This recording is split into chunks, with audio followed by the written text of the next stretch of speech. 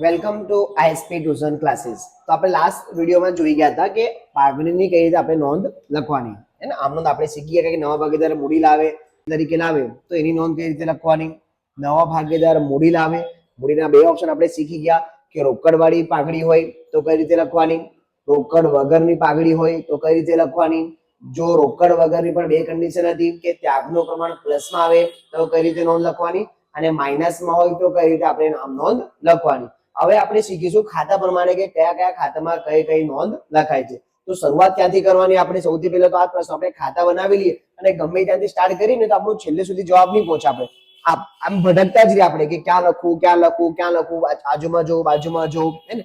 તો વ્યવસ્થિત આપણે જોવાનું કે શરૂઆત ક્યાંથી કરવાની હંમેશા.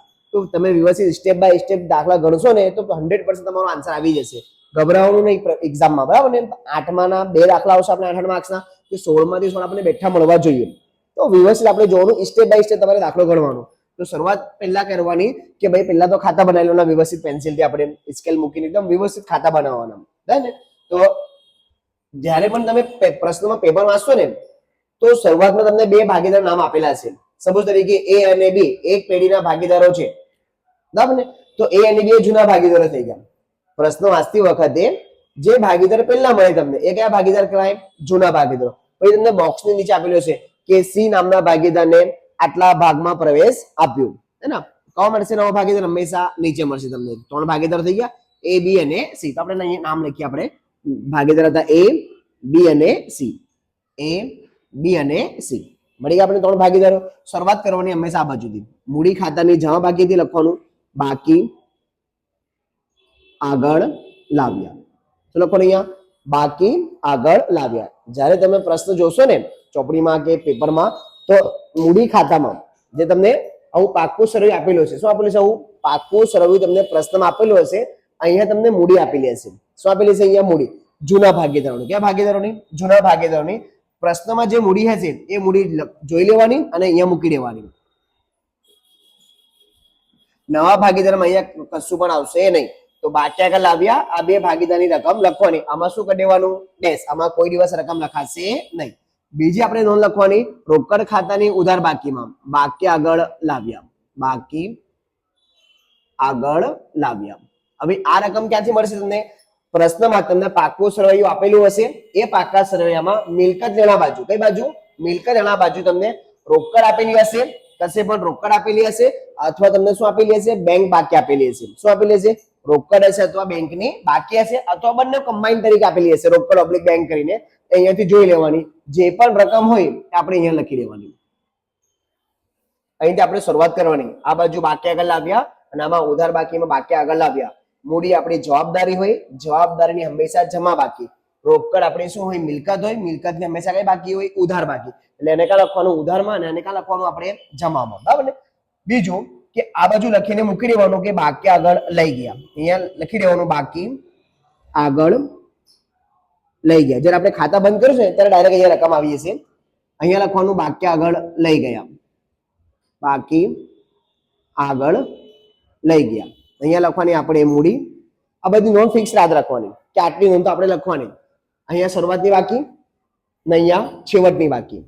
અહીંયા શરૂઆતની બાકી, અહીંયા છેવટની બાકી. હવે જે આપણે ખાતું બંધ કરીશું અહીંયા જે રકમ આવશે એ અહીંયાથી રકમ આપણે ઉચકવાની ને અહીંયા મૂડી લખવાનું. 3 ભાગીદારો નામ એ બી અને સી. જે પણ આપણી રકમ આવશે એ રકમ લખવાની. એ છેલ્લામાં સમજાવીશ કે કઈ રીતે રકમ આવશે. ફક્ત હમણાં તમારે જોવાનું રાખો કે સર ડાયરેક્ટ રીતે લખાઈ ગયું છે તો કઈ કર્યું નહીં.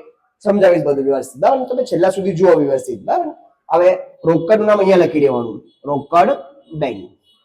આ તમારે ફિક્સ યાદ રાખવાનું કે કઈ કઈ જગ્યાએ આપણે લખવાનું. શરૂઆતની બાકી, બાકી આગળ લાવ્યા, બાકી આગળ લાવ્યા, બાકી આગળ લઈ ગયા, બાકી આગળ લઈ ગયા. અહીંયા મૂડી, અહીંયા રોકડ. આ દરેક પ્રશ્નમાં લખી દેવાનું જોયા વગર. હવે આપણે પ્રશ્ન વાંચવાનું. પ્રશ્નમાં તમને કયા કયા પ્રશ્ન આવી શકે, બરાબર ને. તો પહેલું આપણે પ્રશ્ન બની શકે એવું હોય કે નવા ભાગીદાર રોકડ પૈસા લઈને આવે. શું લઈને આવે? રોકડ મૂડી તરીકે. શા તરીકે? મૂડી તરીકે. તો નવો ભાગીદાર મૂડી લાવે તો પહેલી આપણે એન્ટ્રી કરવાની રોકડ ખાતાની ઉધાર બાકીમાં. ક્યાં લખવાની? રોકડ ખાતાની ઉધાર બાકીમાં. લાસ્ટ વિડીયોમાં તમને આમનો લખાવેલી કે રોકડ ઓબ્લિક બેંક ખાતે ઉધાર, તે નવા ભાગીદાર મૂડી ખાતે જમા. તો રોકડ શું હતી? ઉધાર. ક્યાં જવાનું આપણે? એની ઉધાર બાકીમાં. અહીંયા લખવાનું નવા ભાગીદાર. નવા ભાગીદાર કોણ આપણી પાસે? સી. તો અહીંયા આપણે લખી શકીએ સી ના મૂડી ખાતે, સી ના મૂડી ખાતે જે તે રકમ હોય. તમને આમનો યાદ થઈ ગઈ તો બહુ સારું. આમનો તમને એવું લાગે કે મને કન્ફ્યુઝન થાય તો અહીંયા ફિક્સ તમને લખાવું છે, ફિક્સ યાદ રાખો. જો નવા ભાગીદાર જ્યારે પણ મૂડી લાવે તો રોકડ ખાતાની ઉધાર બાકીમાં નવા ભાગીદારના મૂડી ખાતે, અહીંયા લખવાનું રોકડ ઓબ્લિક બેંક ખાતે. મૂડી ખાતાની જમા બાકીમાં શું લખવાનું? રોકડ ઓબ્લિક બેંક, અને રકમ કોના કોલમમાં લખવાની? નવા ભાગીદારના કોલમમાં. ત્રણ કોલમ આપણી પાસે એ, બી અને સી. નવા ભાગીદાર કોણ આપણી પાસે? સી. તો સી ના કોલમમાં આપણે લખવાની રકમ. હવે બીજું હોય શકે કે નવા ભાગીદાર પોતાના ભાગની પાઘડી પ્રીમિયમની રકમ રોકડમાં લાવે. શામાં લાવે? રોકડમાં. એ પણ રોકડમાં આવી તો ફરી રોકડ ખાતે ઉધાર બાજુ પર પાઘડીના પ્રીમિયમ, પાઘડીના પ્રીમિયમ જે તે રકમ આ બાજુ લખી દેવાની આપણે. બરાબર. આમાં કઈ લખ્યું? ઉધાર. તો આમાં લખવાનું આપણે જમા. સેમ નામ લખવાનું, પાઘડીના પ્રીમિયમ, પાઘડીના પ્રીમિયમ. સેમ જ નામ લખવાનું, પાઘડીના પ્રીમિયમ આ બાજુ પણ, પાઘડીના પ્રીમિયમ આ બાજુ પણ. કોઈ પણ ચેન્જીસ કરવાનું નહીં. કેમ? વિચારો આપણે આમનો લખાવી. શું લખાવેલી આપણે આમનો? કે રોકડ જયારે પાઘડી લાવે તો રોકડ બેંક ખાતે ઉધાર, પાઘડી પ્રીમિયમ ખાતે જમા. પછી આપણે લખેલી કે પાઘડી પ્રીમિયમ ખાતે ઉધાર તે જૂના ભાગીદારના મૂડી ખાતે જમા. બે આમનો લખાવેલી. તો રોકડ ઉધાર તો ઉધાર બાજુ ગયા, પાઘડીના પ્રીમિયમ. બરાબર ને? પછી બીજા આમનો શું હતું? જૂના ભાગીદારના મૂડી ખાતે જમા. તો જૂના ભાગીદારનું મૂડી ખાતું જમા, પાઘડી પ્રીમિયમ. આવી ગઈ? ક્લિયર એકદમ? હવે રકમ જોવાની કે રકમ સર કોના કોલમમાં લખવાની? અહીંયા તો સીના કોલમમાં. સીમાં રકમ લખાશે નહીં. કોની મૂડી હતી? જૂના ભાગીદારની. તો જૂના ભાગીદારના કોલમમાં રકમ લખવાની. હવે આ રકમ કયા પ્રમાણે વેચાય? ત્યાગના પ્રમાણમાં. રકમ કયા પ્રમાણે વેચવાની? ત્યાગના પ્રમાણમાં. આ થઈ ગઈ ફિક્સ આમનો. ક્લિયર એકદમ? બની શકે કે નવા ભાગીદાર પોતાના ભાગની પાઘડી પ્રીમિયમની રકમ રોકડમાં ન લાવે, રોકડમાં લાવે નહીં. જે રોકડમાં નહીં લાવશે તો કઈ રીતે કન્ડિશન લખાશે? તો રોકડમાં નહીં લાવે ને, તો જ્યારે રોકડમાં નહીં લાવે પછી અહીંયા પાઘડી પ્રીમિયમ લખવાનું નહીં. શું નહીં લખવાનું? પાઘડી પ્રીમિયમ લખાશે નહીં. એની જગ્યા પર અલગ નોંધ લખાશે. કેવી રીતે નોંધ લખાશે એ સમજીએ આપણે. હવે બ્લેક થી લખો, ધ્યાન રાખજો. પાઘડી પ્રીમિયમ ક્યારે લખવાની? જ્યારે પાઘડી રકમ સામાં લાવતો હોય? રોકડમાં. તો પાઘડી પ્રીમિયમ. પાઘડી રકમ રોકડમાં નહીં લાવે તો કઈ રીતે નોંધ લખાય? તો આપણે જૂના ભાગ જ્યારે ત્યાગ પ્લસમાં હોય, યાદ રાખજો. ત્યાગ શામાં આવે? પ્લસમાં. પહેલી આમનો વાળી આપણે શીખી ને કે પાઘડી રકમ રોકડમાં ન લાવી શકે તો બે આમનો લખાવેલી, ત્યાગમાં પ્લસ વાળી ને ત્યાગમાં ઋણ વાળી એટલે કે માઇનસ વાળી. તો જ્યારે ત્યાગનું પ્રમાણ શામાં હોય? પ્લસમાં હોય. તો જેટલા આપણા જૂના ભાગીદાર હોય બંનેનું નામ લખવાના ઉધાર બાકીમાં. કઈ બાજુ લખવાના? ઉધારમાં. તો આપણે અહીંયા લખી શકશું કે એના મૂડી ખાતે, એના મૂડી ખાતે, બી ના મૂડી ખાતે. હવે જેનું નામ આપણે લખતા હોય ને એમાં કોઈ દિવસ રકમ લખવાની નહીં. જે ભાગીદારનું મૂડી ખાતામાં આપણે નામ લખીએ એના કોલમમાં રકમ લખવાની નહીં. તો રકમ કોના કોલમમાં આવશે? સી ના કોલમમાં. કોના કોલમમાં? સી ના કોલમમાં. આ થઈ ગયું પહેલું. હવે જમા બાકીમાં લખવાનું નવા ભાગીદાર એટલે કે સી ના મૂડી ખાતે, નવા ભાગીદારના મૂડી ખાતે. તો સી ના મૂડી ખાતે તો સીમાં શું કરી દેવાનું? ડેશ. જેનું નામ હોય એમાં રકમ લખવાની નહીં. તો રકમ કોના કોલમમાં લખાશે? જૂના ભાગીદારના કોલમમાં. ક્લિયર? સમજ પડી ગઈ એકદમ? આ એન્ટ્રી ક્યારે કરવાની? જ્યારે પાઘડીની રકમ રોકડમાં લાવી શકે નહીં, રોકડમાં લાવી શકતો ન હોય ત્યારે આમ કઈ રીતે એન્ટ્રી કરવાની? કે જૂના ભાગીદારના નામ ઉધાર બાકીમાં અને નવા ભાગીદારનું નામ કા લખવાનું? જમા બાકીમાં. એકદમ ક્લિયર? કોઈ કન્ફ્યુઝન? હવે શું બની શકે કે આ તો શું હતું? ત્યાગ જ્યારે પ્લસમાં હોય, જો ત્યાગનો જવાબ સમાવી ગયું માઇનસમાં, સમાવી ગયું માઇનસમાં, તો પછી આ બદલાઈ જશે. કઈ રીતે બદલાશે? જો એક્ઝામ્પલ તરીકે કે એ નું આન્સર શામાં આવી ગયું? માઇનસમાં. કોનું આન્સર માઇનસમાં આવી ગયું? એ નું આન્સર શામાં આવી ગયું? માઇનસમાં. તો કઈ નામનો લખાશે? અહીંયાથી એ હટી જશે. ચલો હમણાં મૂકી બરાબર ને? અહીંયાથી એ શું થશે? હટી જશે અને એ કા લખાઈ જશે? જમા બાકીમાં, એના મૂડી ખાતે. આપણે એમાં અહીંયા શું કરવું પડશે? ડેશ. તો રકમ કોના કોલમમાં લખાશે? ફક્ત બી ના કોલમમાં. અને અહીંયા શું લખ્યું આપણે? બી ના મૂડી ખાતે. તો રકમ કોના કોલમમાં નહીં આવશે? ખાલી બી ના કોલમ એટલે કે એ ના કોલમમાં પણ રકમ આવશે અને સી ના કોલમમાં પણ રકમ આવશે. આ કન્ડિશન ક્યારે યાદ રાખવાની ડિગ્રામ? કે જ્યારે આપણો જવાબ પ્લસમાં હોય. શામાં હોય? પ્લસમાં. તો બે નામ કા લખવાના? ઉધાર બાકીમાં. અને નવું ક્યાં લખવાનું? જમા બાકીમાં. નવું તો ફિક્સ જ હોય. નવું હંમેશા ક્યાં આવશે? જમામાં. જ્યારે કોઈનું ત્યાગ શામાં આવી ગયું? માઇનસમાં. શામાં આવી ગયું? માઇનસમાં. જેનું પણ ત્યાગ માઇનસમાં આવ્યું ત્યાંથી ઉચકવાનું, ત્યાં મૂકવાનું નહીં. એને ક્યાં લખવાનું? જમા બાકીમાં. ક્યાં લખવાનું એનું નામ? જમા બાકીમાં. ક્લિયર? યાદ રહી ગયું? એકદમ એકદમ એકદમ ક્લિયર યાદ રાખજો. ત્યાગ શામાં આવે? પ્લસમાં. તો બે નામ ક્યાં લખવાના? ઉધાર બાકીમાં. ને જો ત્યાગ શામાં આવે? માઇનસમાં. તો બે નામ ક્યાં લખવાના? જમા બાકીમાં. એમાં એક નામ તો ફિક્સ હોય, નવા ભાગીદાર. હવે આ બંનેમાંથી જેનું પણ માઇનસમાં આન્સર આવ્યું, ત્યાગ શામાં આવ્યું? માઇનસમાં. એને ક્યાં મૂકી દેવાનું? જમા બાકીમાં. ક્લિયર એકદમ? ચલો હવે શું બની શકે? હવે આ મૂડી ખાતામાં એન્ટ્રી ઓલમોસ્ટ થઈ ગઈ આપણી. વધારે સૌથી કન્ફ્યુઝન શું કરતી હોય? પાઘડી. સૌથી વધારે કન્ફ્યુઝન શું કરે આપણને? પાઘડી. સમજ પડી ગઈ પાઘડીની એન્ટ્રી? ચલો હવે શું બની શકે કે ભાઈ તમને જમીન આપી હોય, જમીન, એના પર શું થઈ શકે? વત્તા વધારો. આ પ્રશ્ન આવી શકે. જે તે રકમનો વધારો સરવાળો કરીને 12. મકાન પર પ્રશ્ન આવી શકે. ઘટાડો વાળો ખોટ થઈ ગઈ એમાં, સરવાળો કરીને 12. રોકાણો,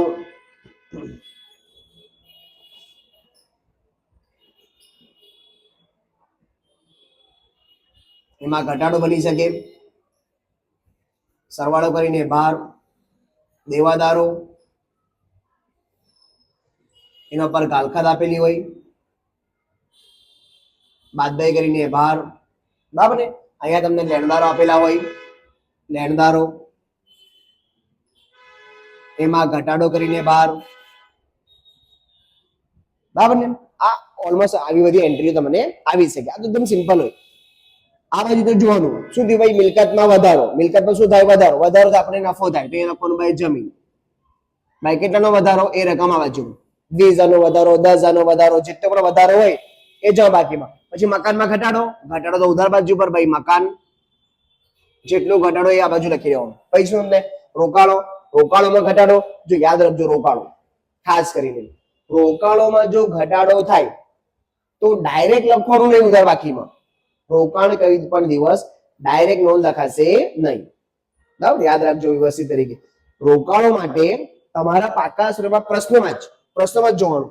તમને આ જે બોક્સ આપેલું હોય ને પાકું સરવૈયું, બરાબર ને, એની મૂડી દેવામાં ક્યાં જોવાનું? મૂડી દેવામાં. તમને આ બાજુ પર રોકાણ વધઘટ ભંડોળ અથવા રોકાણ અનામતો શું આપેલું હોય? રોકાણ વધઘટ ભંડોળ અથવા રોકાણ અનામતો. આ બે માંથી કઈક વસ્તુ તમને આપેલી હશે. ક્યારે? જ્યારે રોકાણમાં ઘટાડો થાય ત્યારે ડાયરેક્ટ ઘટાડો લખવાનો નહીં. પેલા બે વસ્તુ જોવાની. કઈ બાજુ? મૂડી દેવા બાજુ. રોકાણ વધઘટ અનામત અથવા રોકાણ વધઘટ ભંડોળ. આ બંનેમાંથી કઈક વસ્તુ તમને ત્યાં આપેલી હશે. એક્ઝામ્પલ તરીકે આપણે સમજીએ કે આપણી પાસે રોકાણો હતા 20,000 ના. હવે આની કિંમત થઈ ગઈ 16,000. કેટલી થઈ ગઈ? 16,000. તો આપણને ખોટ કેટલાની થઈ ગઈ? 4,000 રૂપિયાની ખોટ થઈ ગઈ. તો આપણે શું વિચાર કરતો? ભાઈ ખોટ તો ક્યાં લખાય? પુનઃ મૂલ્યાંકનમાં ઉધાર. તો ડાયરેક્ટ 4,000 લખી દો? નહીં, ડાયરેક્ટ 4,000 લખવાના નહીં. જોવાનું તમને અહીંયા મૂડી દેવામાં પ્રશ્નની અંદર જો તમને પાકા સરવૈયામાં રોકાણ વધઘટ ભંડોળ તમને 3,000 આપેલા હોય. કેટલા આપેલા હોય? 3,000. તો કઈ રીતે નોંધ થશે? ખોટ કેટલાની આપણને? 4,000 ની. અંદર અનામત તમને કેટલી આપેલી છે? 3,000 ની. તો શું કરવાનું આપણે? જેટલી આપણને ખોટ થતી હોય, જેટલી પણ આપણને ખોટ થતી હોય, જેટલી આપણી પાસે અનામત હોય, બરાબર, તો કેલ્ક્યુલેટર પર શું કરવાનું? આપણને ખોટ કેટલાની થઈ ગઈ? 4,000 રૂપિયાની. આપણી પાસે પ્રશ્નમાં કેટલા આપેલા છે? રોકાણ વધઘટ ભંડોળ 3,000 રૂપિયાનું. તો કેલ્ક્યુલેટર પર પહેલા મૂકવાના 3,000. વ્યવસ્થિત યાદ રાખવાનું. કેલ્ક્યુલેટર પર કેટલા મૂકવાના? પહેલા 3,000. જેટલી આપણને ખોટ થઈ એ કરી દેવાની, એમાંથી માઇનસ. શું કરવાની? માઇનસ. જો તમે બાદબાકી કરો, ફિક્સ જ આવતા તો પહેલા કેટલી રકમ લખવાની? પહેલા રકમ લખવાની પ્રશ્નવાળી, જે તમને પાકા સરવૈયામાં આપેલી હોય તે એ પહેલા લખવાની. પછી જેટલી તમને ખોટ હોય એ શું કરવાની? માઇનસ. જો તમે બાદબાકી કરો, તમારો આન્સર શામાં આવી ગઈ? માઇનસમાં. શામાં આવી આન્સર? માઇનસમાં આન્સર આવે તો લખવાનું પુનઃ મૂલ્યાંકન ખાતે ઉધારમાં. ક્યાં લખવાનું? પુનઃ મૂલ્યાંકન ખાતે ઉધાર. જેટલું પણ માઇનસમાં આવે એ જવાબ. અને જો પ્લસમાં આવી ગયું તો પ્લસમાં જ આવે તો જવાબ બાજુ નહીં લખવાનું. પ્લસમાં આવે તો એ રકમ ભાગીદારો વચ્ચે વેચી નાખવાની. એને શું? એ આપણા માટે શું ગણાય? અનામત છે. શું છે આપણી પાસે? અનામત. રોકાણ અનામત, રોકાણ વધઘટ ભંડોળ આપણી માટે શું ગણાય? અનામત ગણાય. તો હવે સમજો કે ખોટ કેટલાની? 4,000 આપેલું હોય 7,000. કેટલું આપેલું હોય? 7,000. કેટલા આપેલા હોય? 7,000. તો હવે જો 7 માંથી 4 ગયા તો હવે આન્સર શેમાં આવ્યું? પ્લસમાં. શેમાં આવ્યું? પ્લસમાં. તો પ્લસમાં આવે તો જમા બાજુ નહીં લખવાનું. હવે આજે પ્લસમાં જવાબ આવ્યો ને, આપણી પાસે 3,000 વધ્યા, આનામાં 9 રૂપિયા વધી ગયા 3,000. તો આનામાં તો જૂના ભાગીદારો વચ્ચે વેચી નાખવાનું. કોની વચ્ચે? જૂના ભાગીદારો વચ્ચે. તો હવે જમા બાજુ લખવાનું અહીંયા મૂડી ખાતાની જમા બાકીમાં રોકાણ વધઘટ ભંડોળ જે તે રકમ હોય ફક્ત જૂના ભાગીદારો વચ્ચે જૂના પ્રમાણમાં વેચી દેવાનું. આ કન્ડિશન કોના માટે અપ્લાય થાય? એક તો રોકાણ માટે અને કામદાર અકસ્માત વળતર ભંડોળ માટે સેમ જ કન્ડિશન લગાવવાની. રોકાણો માટે પણ અને કામદાર અકસ્માત વળતર ભંડોળ બંને પ્રશ્ન માટે સેમ જ જોવાનું કે પહેલા મૂકવાનું પ્રશ્નમાં જે તમને બોક્સમાં રકમ આપેલી હોય પાકા સરવાળામાં એ રકમ, એમાંથી તમને જેટલી ખોટ થતી હોય એ કરવાની માઇનસ. જો આન્સર તમારું માઇનસમાં આવે તો પુનઃ મૂલ્યાંકન ખાતે ઉધાર, જો તમારો આન્સર શામાં આવે? પ્લસમાં, તો મૂડી ખાતે જમા. ક્લિયર એકદમ? ચાલો આગળ વધીએ. દેવાદારો એના પર શું હોય? ગાલખાત હોય. ગાલખાત અનામત હોય, વટાવ અનામત હોય. આપણા માટે શું ગણાય? ખોટ ગણાય. કમ્પેરિઝન કરવાનું કે ભાઈ આ વર્ષે સપોઝ એક્ઝામ્પલ તરીકે 5,000 ની ખોટ થઈ ને તમને પાકા સરવાળામાં ગાલખાત આપેલું છે 3,000 રૂપિયાની, તો ગયા વર્ષે કેટલા નુકસાન થયું? 3,000 રૂપિયાનું. આ વર્ષે કેટલું નુકસાન થયું? 5,000 રૂપિયાનું. તો ગયા વર્ષ કરતા આ વર્ષમાં કેટલી ખોટ થઈ? ફક્ત 2,000 રૂપિયાની. તો આ બાજુ આપણે કેટલા લખવાના? ફક્ત 2,000 રૂપિયા. તો મૂકી દેવાનું ભાઈ ગાલખાત 2,000 રૂપિયા, એટલે કે જે તે રકમ આવે એ રકમ આ બાજુ પણ મૂકી દેવાનું. પ્રશ્ન પતી ગયું. સેમ લેણદારો પહેલા કેટલા હતા ભાઈ? ફોર એક્ઝામ્પલ તરીકે 50,000 રૂપિયા, એમાંથી 10,000 હવે ચૂકવવાના રહેતા નથી ચૂકવવાનું. આપણે નફો ગણાય. આમાં ઘટાડો, રકમ બાદબાકી કરીને ભાર. તો રોકાણોમાં નફો થાય તો રોકાણો ક્યાં લખાય? જમા બાકીમાં. તો ભાઈ આપણે લેણદારો જેટલો પણ નફો થયો એ બાજુ રકમ. પ્રશ્ન પતી ગયું. જેમ પ્રશ્ન આપણું પતી જાય તો વન બાય વન ખાતા શું કરવાનું? આપણે બંધ કરવાનું. ચલો આ બાજુનો આપણે સરવાળો વધારે આવી શકીએ. આ બાજુ પ્લસ ઉપર નીચ કરું છું આપણે બાદબાકી જે તે રકમ હોય અને શું ગણાય? નફો. ક્યાં જશે? આપણા મૂડી ખાતામાં. ફક્ત કોના વચ્ચે? જૂના ભાગીદારો વચ્ચે રકમ વેચી નાખવાની. કયા પ્રમાણમાં? જૂના પ્રમાણમાં. બધી જ વસ્તુઓ વેચાય જૂના પ્રમાણમાં. ફક્ત પાઘડી માટે, પાઘડી જે પ્રીમિયમ હોય એના માટે કયું પ્રમાણ? ત્યાગનું પ્રમાણ. બાકી બધા માટે કયું પ્રમાણ? જૂનું પ્રમાણ. બરાબર ને? આમાં પડે ઉધાર તો આ ખાતામાં જમા. કયા ખાતેથી લાવ્યું આપણે? પુનઃ મૂલ્યાંકન. લખવાનું અહીંયા પુનઃ મૂલ્યાંકન ખાતે નફો. મૂલ્યાંકન ખાતે નફો. જે તે રકમ આ બાજુ કરશું આપણે સરવાળો. આ સેમ સરવાળો લખવાનો આ બાજુ પર. ઉપર કોઈ રકમ હોય તો કરવાની બાદબાકી, નહીં હોય તો સેમ રકમ લખવાની. બાકી આગળ લઈ ગયા. આવી ગઈ રકમ. હવે બી નો સરવાળો સેમ આ બાજુ પણ. ઉપર કોઈ રકમ દેખાય તો કરવાની બાદબાકી, નહીં તો સેમ રકમ લખવાની. એનો સરવાળો આ બાજુ પણ સેમ. ઉપર કોઈ રકમ દેખાય તો કરવાની બાદબાકી, નહીં તો સેમ રકમ. આવી ગઈ. હવે જો આપણે આ 3 રકમ આવતી હોય, આ વાળી રકમ, આ રકમ અહીંયાથી ઉચકવાની ને આ બાજુ મૂકી દેવાની મૂડીમાં. આવી ગઈ આપણી પાસે નવી મૂડી. સરવાળો કરીને ભાગ. સમજ પડી? હવે આપણે બંધ કરીશું રોકડ ખાતું. આ બાજુ સરવાળો, આ બાજુ સરવાળો. ઉપર કોઈ રકમ હોય તો બાદબાકી, નહીં તો સેમ રકમ. હવે લખો ને બાકી આગળ લઈ ગયા. આ રકમ લખવાની રોકડ ઓબ્લિક બેંકમાં. સમજ પડી? બંને બાજુ આપણે કરીશું સરવાળો. બંને બાજુ સરવાળો કેવી રીતે આવશે? બંને બાજુ સેમ સરવાળો આવશે, અલગ અલગ આવશે નહીં. તમારો બંને બાજુનો સરવાળો જો મેચ થઈ ગયો તો કેટલા માર્ક્સ મળશે આપણને? 8 માંથી 8 માર્ક્સ પૂરા મળશે. અને ગેરંટી આપું, તમે વ્યવસ્થિત બધા જ મારા વિડીયો જોજો, તમારા 8 માંથી 8 તો બેઠા મળશે.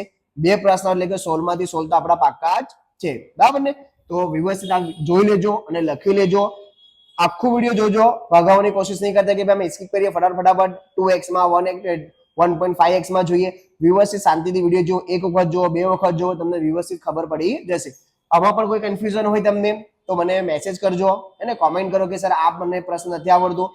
સ્વાધ્યાયના કોઈ પણ તમને પ્રશ્નમાં કન્ફ્યુઝન હોય તેના માટે મેસેજ કરો, કોમેન્ટ કરો કે સર આ પ્રશ્ન તમને નાખો કે અમને નથી આવડતું, તો એ તમને મળી જશે. ઓકે.